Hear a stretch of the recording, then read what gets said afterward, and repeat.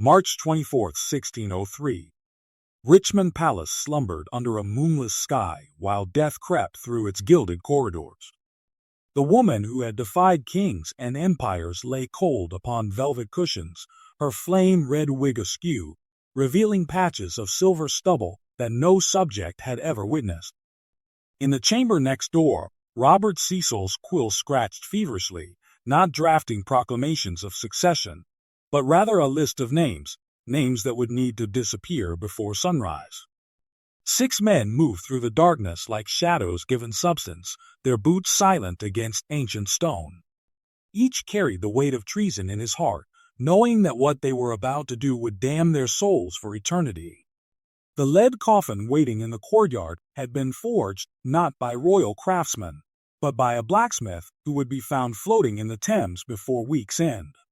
Candlelight flickered across the Queen's waxen face, but something was terribly wrong. Her lips, once painted with Spanish ceruse, had drawn back from her teeth in a rictus that resembled neither sleep nor peace. The embalmers who stepped forward, these men who had prepared bishops and nobles for their eternal rest, found their hands trembling for the first time in 30 years. One of them, a German surgeon named Wegner who had served 3 monarchs, would later tell his wife through fevered whispers that he'd seen the devil's own mark upon Her Majesty's breast. They burned their clothes afterward, every stitch, watching the flames consume evidence that should never have existed. The second coffin, the real one, was sealed with wax mixed not just with resin and honey, but with arsenic and ground brick dust, creating a barrier against something far worse than the stench of decay. For 400 years, what those men witnessed remained buried beneath layers of official lies and royal silence. The Virgin Queen's final secret wasn't discovered by historians or scholars, but by accident, when 19th-century workmen dropped her coffin and heard something shift inside that should have turned to dust centuries ago. 420 years after her final heartbeat, the Tudor Queen still commands silence. Westminster Abbey hushes when workmen lift the black-veined marble lid. Dust rises in thin ghosts that taste of powdered bone and ancient candle smoke. Beneath the modern electric glare, the lead coffin, once molten, now warped and sweating, gleams like something recently dredged from a plague pit. They expect jewels, gold braid, maybe the powdered remains of a monarch. Instead, the air turns metallic, almost wet, as though the chamber itself exhales something long imprisoned. At first glance, the inner shell looks intact, a dull sarcophagus stitched inside velvet that has rotted to the color of old blood. No trumpets, no velvet pall. Only the scrape of metal on stone and the slow drip of something thick that refuses to obey gravity. One laborer staggers back, hand clamped over his mouth. The others lean closer, lanterns trembling. Where the lead seam has split, a dark resin oozes out, carrying with it the unmistakable stench of corrupted honey and human decay. It is not the perfume of sanctity. It is the breath of a tomb that never truly closed. Within that resin lie shapes that should not exist. Not bones arranged in regal repose, but a tangle of blackened ligaments and what appears to be hair still rooted to parchment skin. The corpse has not relaxed into skeleton. It has hardened, contracted, as though the flesh itself tried to crawl away from the heart. A single withered hand rises above the rest, fingers curled into a claw frozen mid-gesture, perhaps a final benediction, perhaps a warning. At the center of the chest, lodged between collapsed ribs, rests an object no burial rite accounts for, a small iron lockbox, its surface eaten away by rust yet sealed tighter than any royal warrant ever was. No coronation orb, no scepter, only that box. The men exchange glances thick with superstitious dread. Somewhere above them, the living city grinds on, unaware that the woman who once signed death warrants with a flourish now lies tethered to an artifact she never meant for daylight. One whisper cuts through the stillness, "We should leave it." But the foreman, pale yet resolute, reaches for a chisel. Whatever secret Elizabeth carried into the grave is done waiting. 4 centuries of sealed silence had done nothing to lessen the stench that greeted the workmen when the lead coffin cracked open. Reverend Archdale first caught it, thick, cloying, sweet as rotted honey mixed with butcher shop gore. The torch in his shaking hand guttered beneath Westminster's low vault, smoke coiling like a warning. He pressed the sleeve of his surplice over his nose, but the odor slid past linen and memory alike. It was the perfume of a sovereign who had refused to decay on anyone's schedule. Inside the casket lay what remained of Elizabeth Tudor. Not the serene effigy on her tomb, but something shrunken, brown, and oddly luminous, as if candlelight had pooled beneath the skin itself. The corpse had mummified rather than rotted, lips peeled back from teeth in a fox grin that made the younger sexton stumble backwards into the dark. Her ruff, starched and wired for eternity, stood rigid around a neck whose flesh had collapsed against the vertebrae like old parchment around iron nails. Yet what made the men cross themselves were the hands, still gloved, still crossed, but clenched so tightly that the ruby ring had cracked the bone beneath. Reverend Archdale forced himself closer. He had expected jewels. He found them, yes, ropes of seed pearls braided through the auburn hair that refused to fade, a miniature portrait of Anne Boleyn tucked between the rigid breasts, but he had not expected the iron nails. 6 of them, driven through the scarlet bodice into the heart itself. Someone had wanted the queen bound to earth long after the trumpets stopped. Someone had feared had she might take with her. Beneath her left shoulder lay a single white rook from a chess set, carved of walrus ivory. Its eyes had been scratched out. Beside it, folded to the width of a prayer book, rested a parchment sealed with black wax. Archdale lifted it with trembling fingers. The wax bore the imprint of the Tudor rose reversed, blooms turned downward, thorns uppermost. The parchment crackled like frostbitten leaves. He tucked it into his cassock, telling himself it was to protect history, knowing in the marrow of his bones that history required no protection, only witnesses. The lid groaned open like the gates of some forgotten purgatory, exhaling a breath that had been trapped for 4 centuries. Beneath the velvet pall, now blackened to the color of dried blood, lay not the serene wax effigy we expect of monarchs, but a horror that made even the seasoned workman stumble backward. Elizabeth's corpse had not slept, it had fought. A tangle of human hair, red gold, unmistakably hers, spilled across the lead lining in frantic spirals, as though each strand had tried to claw free of the skull. The braids were torn, not neatly arranged, some ripped out at the root, and others knotted into the splinters of her decayed wooden pillow. Something had pulled them, yanked them, in the darkness after death. Her face, what remained, was frozen in a rictus that defied the serene death mask tradition demanded. The lips had drawn back from teeth whose ivory had yellowed to the shade of old parchment, yet they still held a faint smear of the Venetian ceruse that once whitened her skin. That cosmetic had become its own prison, contracting as the flesh beneath shrank until the mask split and split again, leaving a porcelain web of cracks across her cheeks like shattered porcelain. Beneath the flakes of paint, the skin itself had blackened, not with simple decay, but with a deep, tarry stain that seeped into the collar of the ermine-trimmed robe she had been buried in. The fur was matted with it, as if the corruption had bled upward from her very bones. Most unsettling were her hands. Crossed over her chest in the posture of eternal rest, they were not skeletal as time should have rendered them. Instead, the finger bones protruded through a thin, leathery sheath of preserved flesh, each digit curled into hooks sharp enough to score the lead that wrapped her. Beneath the nails, still long, still aristocratic, packed clumps of crimson silk thread glinted. Someone had sewn her hands to her breast, stitch after tiny stitch, perhaps to keep her from reaching for the crown they'd buried with her. Yet several knots had been torn loose, as if she had strained against them long after the mourners left. Every inch of the coffin's interior bore scratches. Not the random marks of shifting wood, but deliberate, desperate grooves that spelled no language known to the living.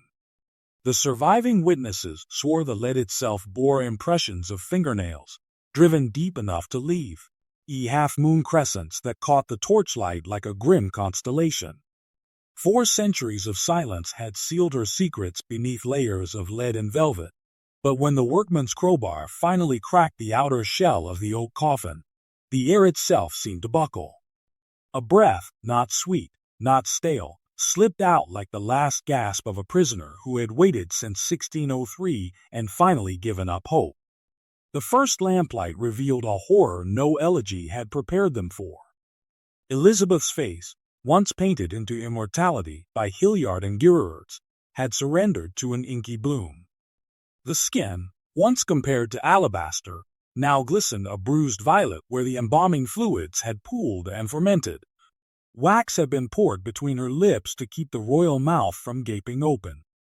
It had hardened into a yellowed plug that forced her jaw askew, as though she died mid-protest. A line of black stitching, coarse, almost angry, ran from sternum to pelvis where the embalmers had hurried their business. Yet the thread was fraying, and from one loosened, not oozed a slow bead of congealed resin mixed with something darker. The scent that rose reminded every man in the crypt of wet iron left too long in rain. Her ruff had collapsed into brittle lace, but beneath it the pearl necklace remained, every sphere now clouded like blind eyes. More unsettling were the rings, still on the desiccated fingers, yet the skin had shrunk away, leaving gold bands that clattered loosely against bone. One ruby, prized from its setting, lay embedded in the cavity of her throat, an accidental jewel in a wound that refused to heal. What drove the youngest of the workmen to retch was not the decay itself, but the discovery of her hair.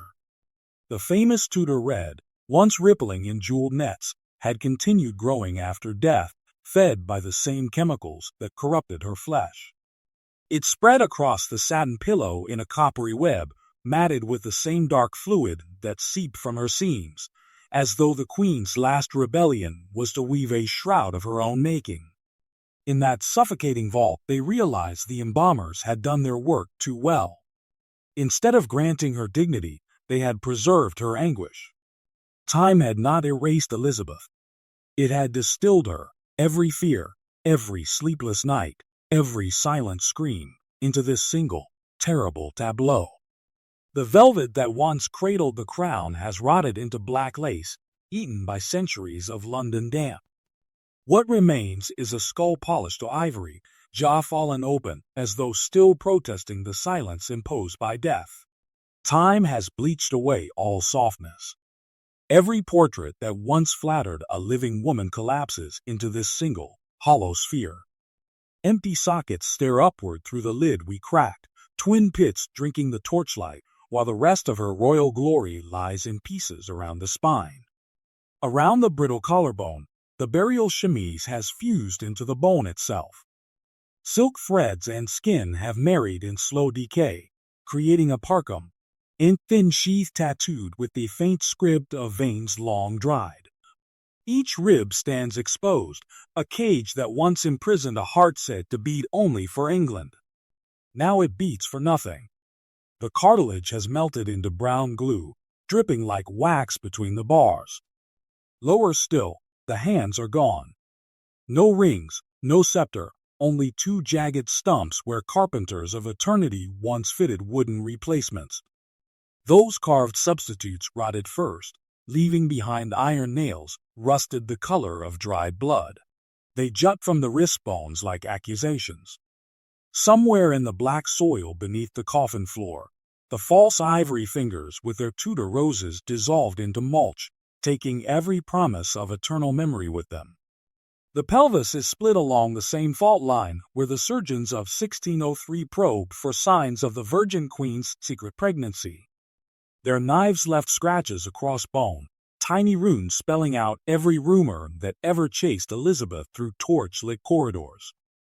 Each mark is a whispered name: Leicester, Essex, Raleigh. The gossip outlived the flesh. Beneath the shattered cage of ribs, the heart itself is missing. Not decayed, taken. A clean cut at the great vessels tells the story. While the nation wept, Some faithful hand reached in and stole the organ, sealing it in a silver casket now buried beneath some forgotten altar. All that remains is a dark cavity lined with the dust of roses once stuffed between the organs to mask corruption. Those petals have turned to black confetti, drifting across the spine like ash from the fires that burned heretics in her name. Beneath Westminster's ancient stones, the final revelation waits like a coiled serpent. When they cracked open Elizabeth Tudor's lead coffin in 1603, what emerged wasn't the Virgin Queen of legend. It was something that had been feeding on darkness for 3 centuries. The embalmers had performed their grisly art with royal precision, yet even their finest work couldn't contain what lay within. Her body, once the most coveted in Christendom, had become a monument to decay's relentless victory. The crimson velvet lining clung to her form like congealed blood, and where her face should have been, something else stared back at them. Her famous red hair, that glorious Tudor mane which had captivated poets and princes, had continued growing after death. It spilled from beneath her golden crown in thick, matted ropes, having woven itself through the bones of her skull like parasitic vines. More horrifying still, the strands had turned pure white, not from age, but from something growing inside them. Tiny mushrooms, pale as pearl, clustered at the roots like obscene flowers blooming from her scalp. But the true horror lay deeper. The embalmers had removed her organs through the traditional incision, yet something had replaced them. When they lifted her lead in her coffin, it sloshed. The cavity of her body had become a vessel brimming with what looked like liquid mercury, but darker, thicker, as tar, and shot through with threads of crimson that moved of their own accord. Elizabeth had died in the grip of a secret poison, one that continued its work long after her heart stopped beating. The mercury-based toxin had transformed her body into a ghastly alchemical experiment, preserving her outer form while dissolving everything within. Her skin, stretched taut over bones that had begun to warp and twist, bore the imprint of her final agony, lips drawn back in eternal snarl, fingers curled into claws that had scratched furrows in her own lead casket. The watchers staggered back as the smell hit them, not death, but something far worse. The odor of betrayal made manifest, of a queen who discovered too late that her power couldn't command the one enemy that would truly destroy her. In her coffin, Elizabeth Tudor had become England's greatest secret. A monarch who'd learned that even crowns couldn't purchase mercy from either God or chemistry.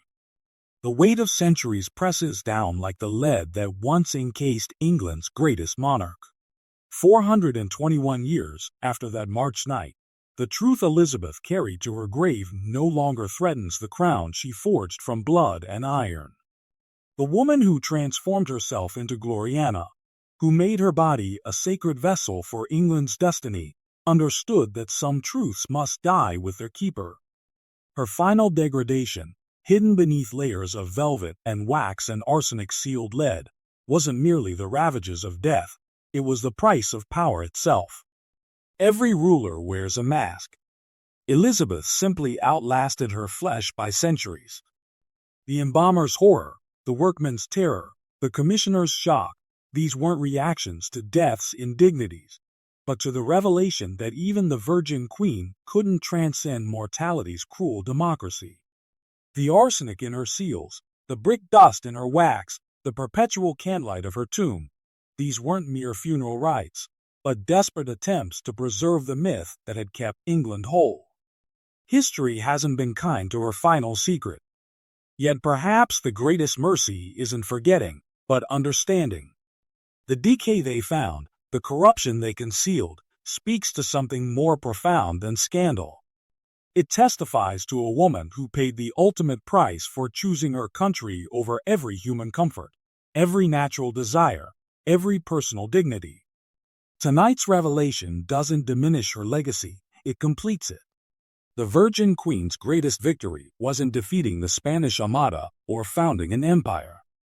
It was dying alone, in agony, with her kingdom's future secured and her humanity stripped bare. The shadows she cast weren't failures of flesh, but the inevitable price of casting so brilliant a light. Some secrets aren't meant to shame. They're meant to remind us that history's giants walk the same earth we do, breathe the same air, face the same final darkness. Elizabeth Tudor's last mystery isn't what they found in her coffin. It's W. Had she left behind a nation that still burns with her fire, 4 centuries after her own went dark.